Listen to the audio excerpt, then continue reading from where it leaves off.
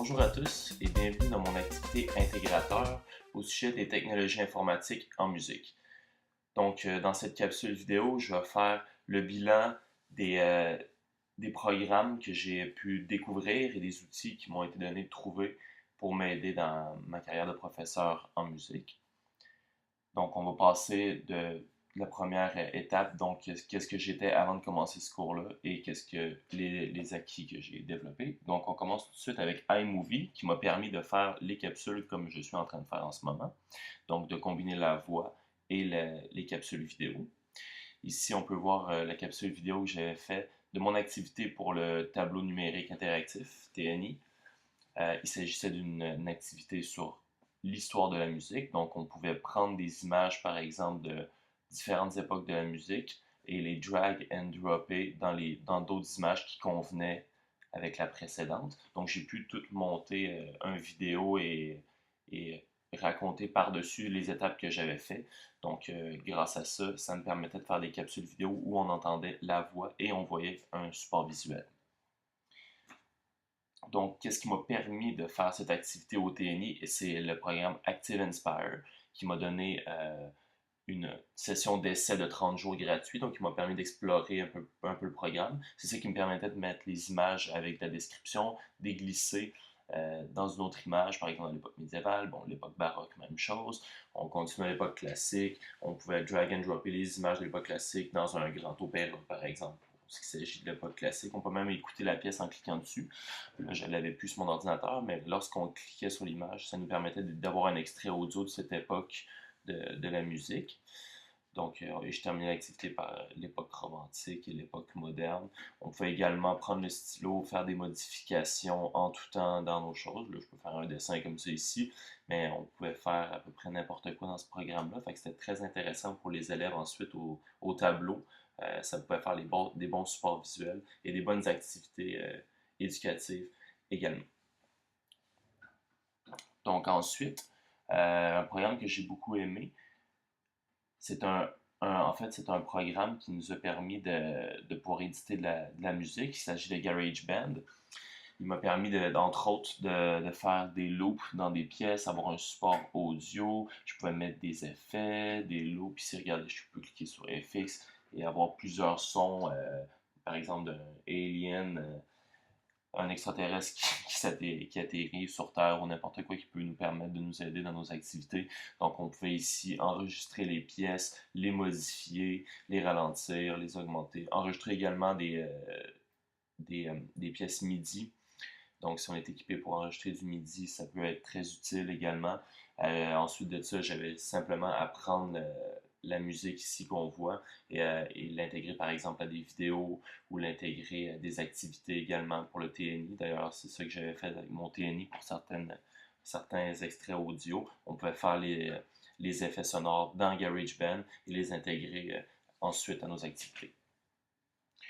Un autre programme qui m'a permis de faire en fait des collectifs. C'est Office, je ne l'avais même pas sur mon Mac. Donc j'ai pu le télécharger, puis grâce à ça, ça nous a permis de faire des activités de collectif. Donc on en avait commencé un. Évidemment, il est à compléter. C'est un projet évidemment plus futur. On avait par exemple ici donné l'éloge de la guitare électrique, différentes guitares, quelques informations, des liens YouTube. Lorsqu'on cliquait sur Jimi Hendrix par exemple, on avait accès à une vidéo de lui qui nous permettait de voir c'était quoi la guitare électrique. Ensuite de ça, j'ai un programme que j'ai beaucoup aimé. Il s'agit de MuseScore. Donc, c'est un programme gratuit d'édition de partitions. Donc, on pouvait ici écrire des partitions, on pouvait les écouter en cliquant sur la note. On pouvait ensuite rajouter des notes en cliquant simplement sur N, sur la touche N. Ça allait extrêmement vite.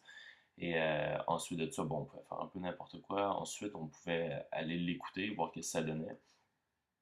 Comme ici, j'ai rajouté quelques notes pour faire un arrangement.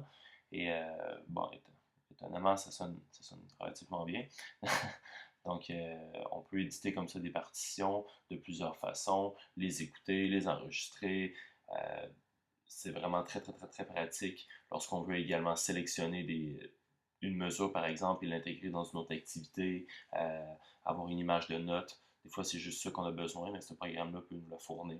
On peut faire des effets également de glisse Ça nous a permis également de pouvoir avoir une idée qui a de la plus réaliste d'une pièce lorsqu'on met plus de nuances. Donc, on peut avoir surtout les doigtés quand on veut éditer des partitions. Ce programme-là est très très utile, d'autant plus qu'il est gratuit. Donc, pour ce qui est ensuite des ressources Internet, on a permis de créer un site Internet grâce à Wix.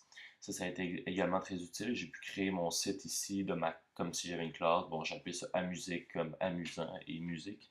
Donc, on peut avoir une description ici. J'ai mis quelques images que j'ai trouvées gratuites également sur Photobucket. C'est donc une banque d'images gratuite sur Internet. Ici, on peut mettre les activités, donc une sortie au domaine Forget. Sur un site comme ça, on peut mettre toutes les activités d'une éventuelle classe où est-ce que les élèves pourront aller et également trouver les liens, les images, les sons, tout ce qui a rapport en fait avec le cours de musique à l'école. Les élèves donc auront accès à ce site-là, évidemment, et c'est tout à fait gratuit, encore une fois. Ensuite de ça, on pourra aller voir quelques ressources Internet qui m'ont été données de découvrir grâce au cours.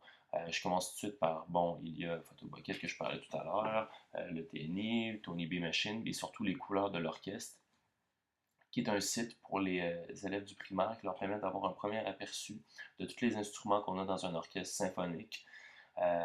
Donc ici, on a les violons contrebasse, violon alto, violon, on a même les chœurs ici qu'on peut entendre, donc les chanteurs, et une grande section d'encyclopédie musicale.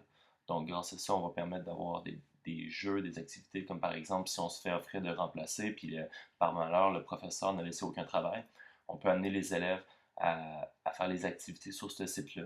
Donc il leur explique ici qu'est-ce qu'un diapason, donc un petit peu de théorie grâce à ça, donc ça peut être extrêmement utile, c'est un site qui risque d'être assez utile dans les cours.